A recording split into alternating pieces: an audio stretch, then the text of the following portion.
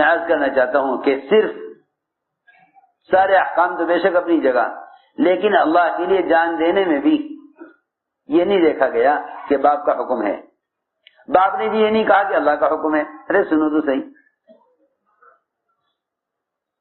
باپ نے بھی یہ نہیں کہا کہ اللہ کا حکم ہے، باپ نے یہ کہا کہ بیٹے تم اپنے معاملے میں خود غور کرو، اپنے معاملے میں، یہ عجیب بات ہے، اپنے معاملے میں خود غور کرو، تم میری وجہ سے ذبح ہو رہے ہو یا اللہ کی وجہ سے ذبح ہو رہے ہو، اس بارے میں غور کرو۔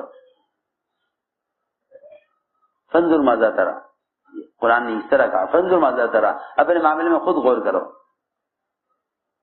بیٹے نے کہا کہ مجھے کیا غور کرنا اور آپ کو کیا غور کرنا، مجھے کیا غور کرنا، آپ کو کیا غور کرنا۔ افعل ما تؤمر، جو اللہ کا حکم ہے آپ اللہ کے حکم کو پورا کیجئے، آپ اللہ کے حکم کو پورا کیجئے، آپ تو مامور ہیں نا، آپ تو مامور ہیں، حکم کے پابند ہیں، جو اللہ کا حکم سے پورا کیجئے۔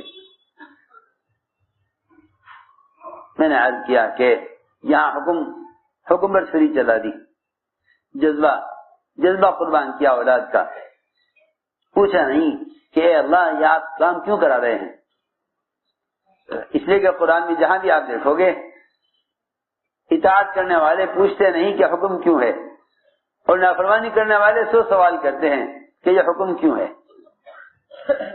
آپ اندازہ کریں نا، ایک گائے ذبح، سینکڑوں گائے ذبح ہوتی ہیں، ایک گائے ذبح کرنے کا اللہ نے حکم دے دیا تو گائے ذبح کرنا کیا مشکل کام تھا، اس پہ سوال کھڑا کر دیا۔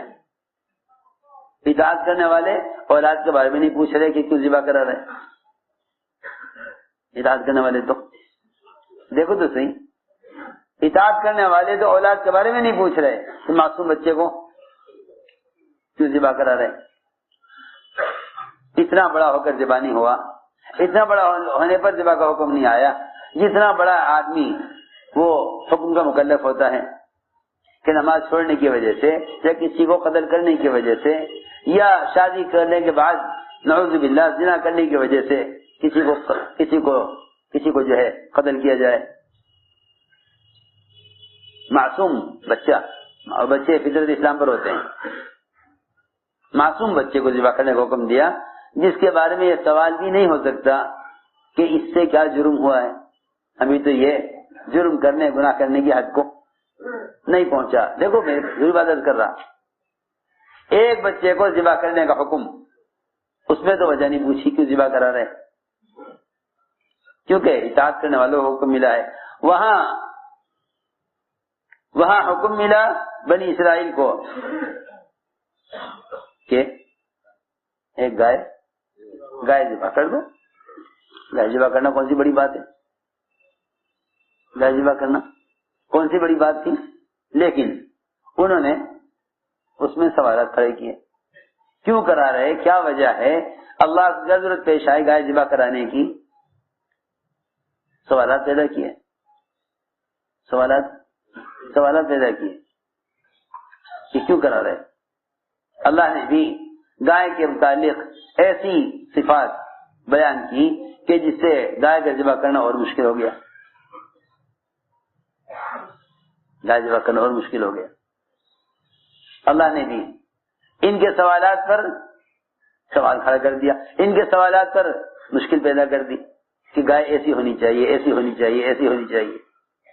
میں عرض کر رہا تھا کہ اطاعت کرنے والے تو معصوم بچے کے بارے میں بھی سوال نہ کریں گے، اور انکار کرنے والے حکم سے وہ سوالات پیدا کریں گے۔ آج بھی یہی بات ہے، جنہیں کام نہیں کرنا ہوتا وہ سوالات کے سوالات ہی کرتے رہتے ہیں، اور جنہیں کام کرنا ہوتا ہے وہ کام کر گزرتے ہیں، وہ کام کر گزرتے ہیں جنہیں کام کرنا ہوتا ہے۔ جو سوالات پیدا کرتے ہیں وہ لوگ ہوتے ہیں جنہیں کام کرنا نہیں ہوتا۔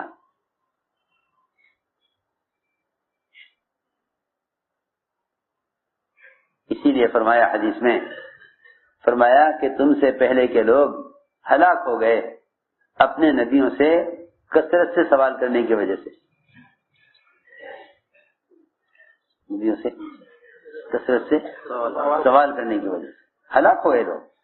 ہلاکت کی وجہ یہ ہے کہ جو اطاعت نہیں چاہتے، کام کرنا نہیں چاہتے، وہ سوالات پیدا کرتے ہیں۔ آپ نے فرمایا کہ اللہ نے تم پر حج فرض کر دیا، صحیح حدیث ہے، اللہ نے تم پر حج فرض کر دیا۔